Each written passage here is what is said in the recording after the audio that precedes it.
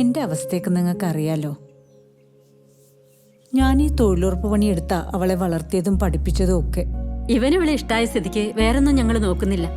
ജോലി ശരിയാക്കിയിട്ട് ഞങ്ങൾ ഇവളെ കാനഡയിൽ കൊണ്ടുപോകും. എന്നാലും നിങ്ങളൊന്നും കൊടുത്തില്ലെങ്കിലും ഞങ്ങൾക്ക് പരാതിയൊന്നുമില്ല. മോളെ സന്തോഷത്തോടെ ഞങ്ങൾക്ക് തന്നാ മതി. എന്നാ പിന്നെ ഞങ്ങൾ ഇറങ്ങട്ടെ. എന്നാ വരട്ടെ. ആയിക്കോട്ടെ.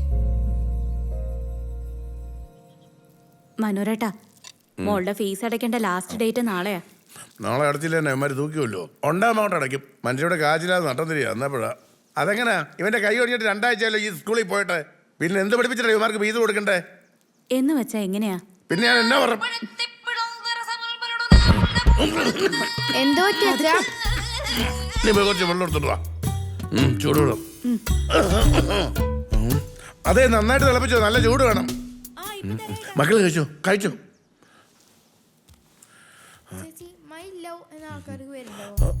ഹലോ, എന്താ കേക്കറേ?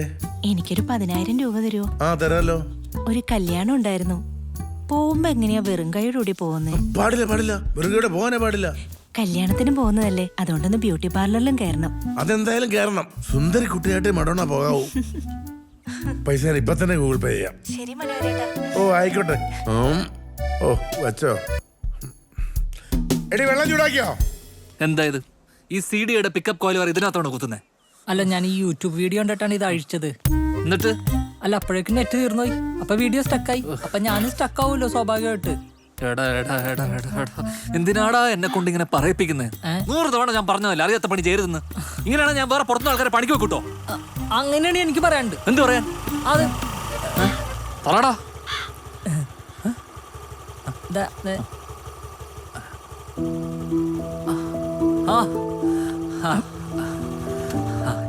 എന്താ ഈ വഴിക്ക്? ഇവിടെയാണല്ലേ? ആ വെറുതെ ഈ വഴി വന്നപ്പോ ഒന്ന് കണ്ടിട്ട് പോവാന്ന് കരുതി. ഇവിടെ എത്തിയപ്പെടാ ബ്രേക്ക് ലേശം ആണോ? പ്രശ്നമുള്ള പോലെ. പുതിയ വണ്ടിയല്ലേ? അതെ, വഴിയില്ലല്ലോ. അങ്ങോട്ട് മാറിക്ക്. നോക്കട്ടെ. അല്ല, എങ്ങനെയുണ്ട് പയ്യൻ? സുന്ദരന്. ആഹാ, കാനഡക്കാരൻ. നേഴ്സാ. ആണാ?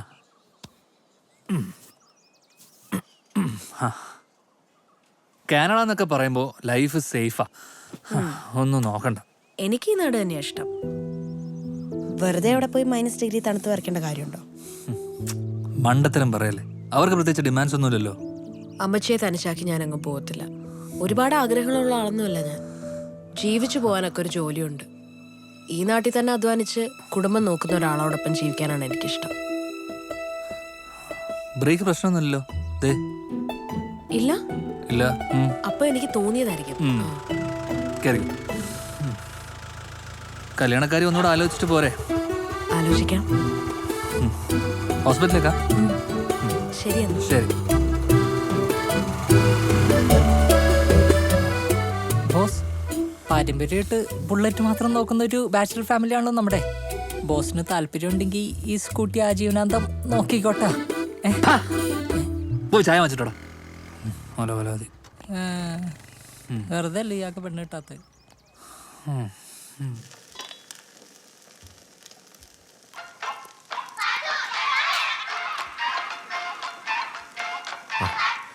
എന്താടാ? നേരെ ഈ മാസത്തെ ടൂറ് നാളെ തന്നെ പോണമെന്നാ രാജു പറയുന്നത്. അതും പാലക്കയം തട്ട്. എടാ, ഇതിനൊക്കെ കുറച്ചെങ്കിലും പൈസ കൈ കാണണ്ടേടാ. ഓ എന്തിന്? എല്ലാ പ്രാവശ്യത്തെ പോലെ ഹോസ് ചെലവ് മുഴുവൻ ആകുമ്പോൾ വഹിച്ചോളും. പിന്നെ വണ്ടിക്കും നമുക്ക് ഇന്ധനം അടിക്കാൻ എന്തെങ്കിലും കരുതണം. അത് ഞാൻ നോക്കിക്കോളാം. താൻ വന്നാൽ മതി. എന്നാലേ ഞാൻ ഭാര്യയോടൊന്ന് ചോദിക്കട്ടെ. അവള് വിട്ടില്ലേലോ? ഭർത്താവിനോട് ചോദിക്കട്ടെ എന്ന് പറയടോ നേരെ. പെങ്കോന്തൻ. നീ പോടാ.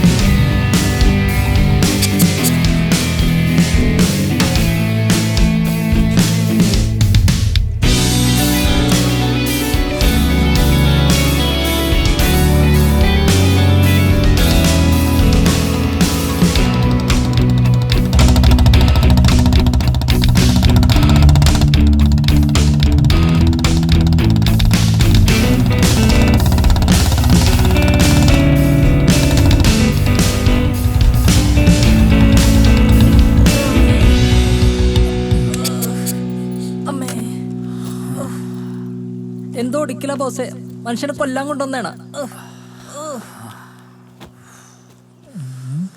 നല്ല അടിപൊളി പൊട്ട സ്ഥലം. ഇതാ അല്ല, നല്ല സ്ഥലം. തുടങ്ങി. ഈ തുണി ഒരു ദിവസം കത്തിച്ചളയണം. ഒന്ന് നിർത്തോ? എടാ, ഇവനെ എനിക്ക് കിട്ടിയതെന്റെ ഭാഗ്യ. അത്രയ്ക്ക് ഇഷ്ടം എനിക്ക് ഇവനെ. ഇവൻ എന്റെ പടക്കുതിരയാടാ. പടക്കുതിര മനുഷ്യന്റെ നടുവൊടിഞ്ഞ്. അല്ല, പടക്കുതിര എന്ന് പറഞ്ഞപ്പോ രണ്ടുപേര് കഴുതപ്പുറത്തുണ്ടായില്ലേ? ശരിയാണല്ലോ.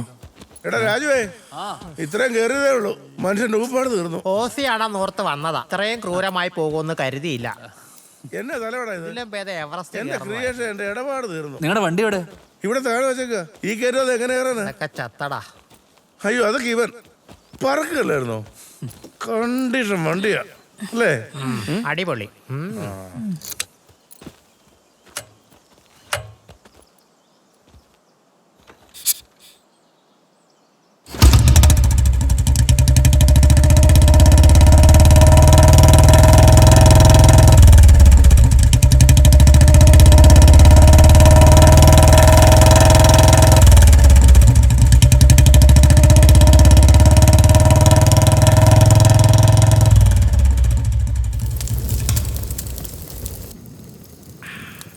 രാജു, ഞാൻ ഈ നാട്ടുകാരനായിട്ട് ഇത്രയും നല്ലൊരു സ്ഥലം ഞാൻ ആദ്യമായിട്ടാണ് കാണുന്നത്. ഇവിടുന്ന് പോകാനേ തോന്നണല്ലോ മനോഹരേട്ടാ. ഇനി തോന്നിയാലും പോകാൻ പറ്റുമെന്ന് തോന്നില്ല. സമയം പാരായി. നമുക്കേ അടുത്ത ട്രിപ്പേ ഗുണ്ടൽപേട്ട് പിടിച്ചാലോ? ഗുണ്ടൽപേട്ടോ? ഗുണ്ടൽപേട്ട് എന്നൊക്കെ പറയാനുള്ള ആരും കൊണ്ടോടാ നിനക്ക്? മനോഹരേട്ടാ, അവൻ എന്റെ കൂടെ ഉണ്ടെങ്കിൽ ഞാൻ ഇവനോട് എവറസ്റ്റ് വരെ കയറി കിടക്കും. എന്റെ ഈശ്വര, ഈ ലോധിയ പല ബുള്ളറ്റ് ഭ്രാന്തന്മാരെ കണ്ടിട്ടുണ്ട്. എന്റെ രാജ്യം, നിനക്ക് ഇത് എന്തൊരു പാട്ടാണ് ബുള്ളറ്റിനോട്? അതെ, പണ്ട് എൻ്റെ അപ്പൻ കാപ്പിമല പള്ളി പെരുന്നാൾ വെച്ച് എനിക്കൊരു കുഞ്ഞു ബൈക്ക് വാങ്ങി തന്നു.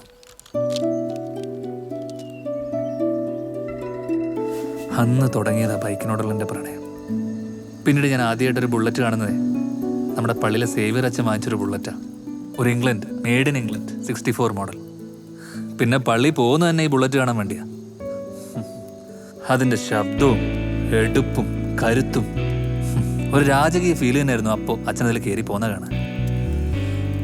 അന്ന് തീരുമാനിച്ച വലുതാവുമ്പോൾ അതുപോലെ ഒരെണ്ണം വാങ്ങണമെന്ന്.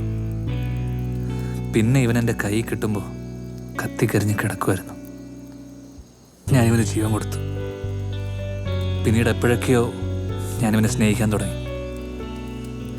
ഇതിൽ കയറിയിരിക്കുമ്പോൾ ഒരു പ്രത്യേക കോൺഫിഡൻസാണ്.